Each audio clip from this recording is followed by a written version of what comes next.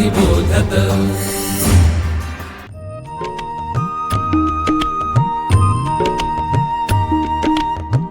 विवेकी अक्षर विवेकी लेखन सुश्राव्य वाचन श्रवणार्थ चरित्रे संस्कारी धीरवीर गाथा रम्य बालकथा अनुभवा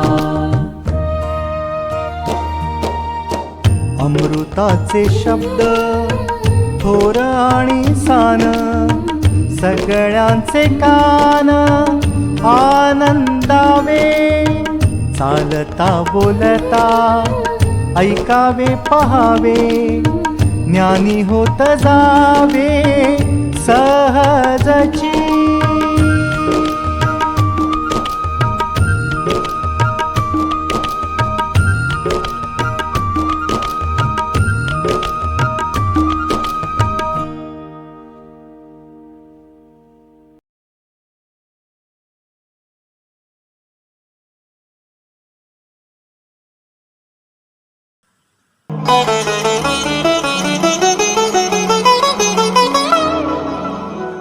नमस्कार.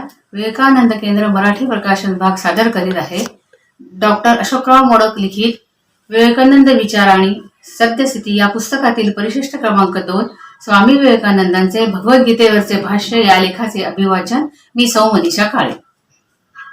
प्रस्तुत पुस्तकाच्या पहिल्या प्रकरणातच कुणा एका भक्ताने वा शिष्याने स्वामी विवेकानंदांना विचारलेला प्रश्न व या प्रश्नाला स्वामीजींनी दिलेले उत्तर वाचकांनी वाचले असेल. कुणा व्यक्तीने आपल्यावर हल्ला केला तर आपण स्वसंरक्षणार्थ प्राणपणाने लढावे की भगवद्गीतेपासून बोध घेऊन प्रतिकारशून्य राहावे हा होता प्रश्न. तर संन्यासाने प्रतिकारशून्य राहावे आणि गृहस्थाने प्राणपणाला लावून लढावे हे होते स्वामीजींचे उत्तर.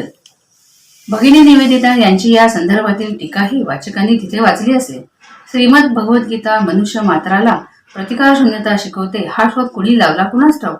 वस्तुतः गीता ग्रंथ एका पराक्रमी क्षत्रियाने नेभड बनलेल्या प्रतिकारशून्य बनलेल्या दुसऱ्या क्षत्रियाने पुरुषार्थ संपन्न शास्त्र धर्म स्वीकारावा या हेतूच्या पूर्तीसाठी अर्जुनाला ऐकवला हे सत्य आहे. गीतेच्या पहिल्या अध्यायाच्या शेवटी वीर अर्जुन भगवान श्रीकृष्णाला आपले मनोगत सांगून मोकळा झाला आहे. हे मनोगत असे: यदि माम प्रतिकारम शस्त्रो शस्त्रपाणयः धृतराष्ट्रारणे हन्तुस् तन्मे क्षेमतरं भवेत. धृतराष्ट्राच्या पुत्रांनी शस्त्रसज्ज होऊन शस्त्रहीन आणि प्रतिकारशून्य बनलेल्या मला ठार मारले तर मला कमालीचे कल्याण वाटेल. जो अर्जुन जन्मताच वीर होता त्याला शस्त्र संन्यास घेण्याचे प्रतिकारशून्य होऊन शत्रूकडून मरण्याचे डोहाळे लागावेत याचाच भगवान श्रीकृष्णाला मनस्वी संताप आला व म्हणून तर गीता ग्रंथ जन्माला आला हे विसरून कसे चालेल.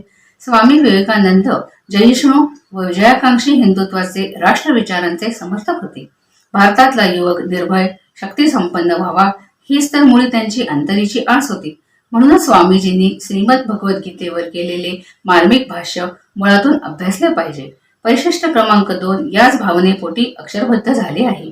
कोलकात्याच्या अद्वैत आश्रमाने सिलेक्शन फ्रॉम स्वामी विवेकानंद या शीर्षकाचे एक पुस्तक प्रकाशित केले आहे. या पुस्तकाच्या एप्रिल 1981 मध्ये प्रसिद्ध झालेल्या 7व्या आवृत्तीत स्वामी विवेकानंदांचे गीता भाष्य वाचण्यास मिळते. खालील मजकूर पान क्रमांक 371 व 372 या पृष्ठांवर वाचण्यास मिळतो. श्रीमद भगवद्गीतेच्या दुसऱ्या अध्यायाच्या प्रारंभी हताश निराश होऊन प्रतिकारशून्य बनलेला अर्जुन डोळ्यासमोर येतो. अशा अर्जुनाला उद्देशून भगवान श्रीकृष्ण सल्ला देतात. क्लैब्रह्मास्मग्मः पार्थ नैतत्त्वयुपपद्यते शूद्रं हृदयदौर्बल्यं त्वक्तो तिष्ठ परन्तप. अर्जुना, नपुंसकत्वाचा त्याग कर, ते तुला शोभून दिसत नाही. क्षुद्र असे हृदय दौर्बल्य सोडून लढण्यासाठी शस्त्रसज्ज हो. तू पार्थ आहेस, परक्या शत्रूला ताप देणारा आहेस. अर्जुनाने नपुंसकत्वाचा निंभटपणाचा त्याग करावा असा सल्ला भगवान श्रीकृष्ण का देत आहेत. अर्जुनाचा शस्त्र संन्यास सात्विकतेतून अथवा सत्वगुणांच्या पोटी जन्माला आला नव्हता तर कायरतेतून जन्माला आला होता हे भगवंताच्या लक्षात आले. म्हणूनच अर्जुना, हे नपुंसकत्व तू सोडून दे असा सल्ला देण्यासाठी श्रीकृष्ण भगवान पुढे आले. जो माणूस सुखात आणि दुःखात समत्व बाळगतो तो सत्वगुणाचा स्वामी सात्विक असतो. पण अर्जुन तर शस्त्रास्त्रे परजत रणभूमीवर आला. त्याला शत्रुपक्ष दिसला व त्यानंतर त्याला शस्त्र त्याग करावा असे वाटले. सारांश, मला शत्रूकडून मरण मिळाले तर श्रेयस्कर ठरेल ही त्याची भूमिका भीतीपोटी आणि कायरतेपोटी जन्माला आली हे उघड आहे. आपल्या नित्याच्या जीवनातही तमोगुणात अखंड बुडालेला माणूस स्वतःला सात्विक म्हणून घेतो हे दृश्य आपण बघतोच की. चिखलात लोळणारे कोणी पोर प्रसंगी स्वतःला परमहंस म्हणून घेईल, पण हे पोर अज्ञानापोटी चिखलात रमले आहे तर ते सर्व ज्ञान प्राप्त केल्यानंतर स्थितप्रज्ञ अवस्थेतून कुणी परमहंस बाह्य परिस्थितीविषयी उदासीन झाला असेल. तात्पर्य, तमोगुण आणि सत्वगुण बरोबर पाहता एकसारखे दिसले तरी जाणत्याने या दोहोंमधला फरक ओळखला पाहिजे. सात्विकतेचा बुरखा पांघरून घेऊन तामसी माणसे भ्रम उत्पन्न करू शकतात हे लक्षात ठेवले पाहिजे. भगवान श्रीकृष्णांनी अर्जुनाच्या मनातला हा भ्रम दूर करण्यासाठीच त्याला पार्थ म्हणून संबोधिले. तू पार्थ आहेस, पृथुकुळात तुझा जन्म झाला आहे व म्हणूनच तुला नपुंसकत्व शोभून दिसत नाही. या उपदेशाचा अर्थ समजून घेतला पाहिजे. कुणीही माणूस जन्मतः पापी नसतो ही आपली धारणा आहेच. आपण असे मानतो की इथे जन्माला आलेल्या मनुष्य मात्राचे साक्षात भगवंताशी नाते आहे.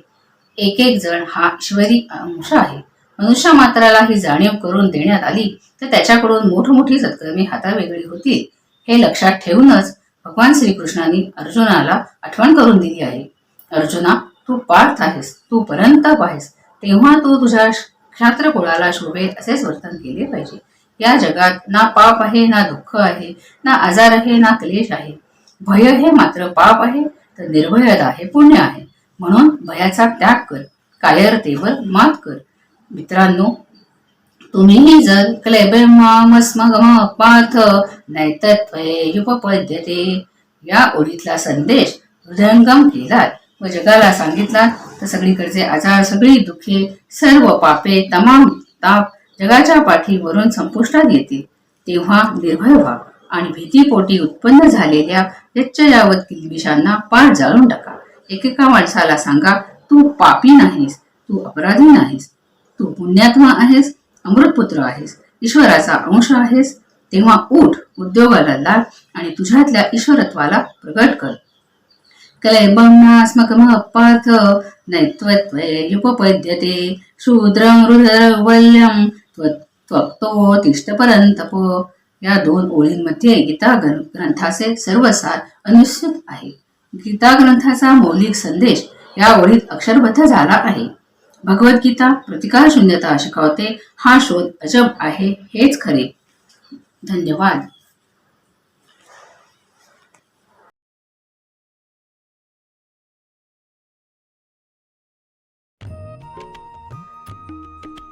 विवेकानंद केंद्र मराठी प्रकाशन विभाग म्हणजेच MPRV गेली 35 वर्षे संस्कारक्षम आणि राष्ट्र जागरणपर पुस्तकांच्या प्रकाशन व्यवसायात. 135 हून अधिक पुस्तके, 10 लाखांहून अधिक प्रतींची एकूण विक्री, कार्यकर्त्यांना उपयोगी पडेल अशा माहितीची विवेकशलाका आणि केंद्राच्या देशभरातील कार्याचा परिचय करून देणारी कार्यदर्शिका. संपर्क अश्विनी हाइट्स, पहिला मजला, ग्राहक पेठेजवळ, टिळक रोड, पुणे 30. संपर्क क्रमांक 9881061686.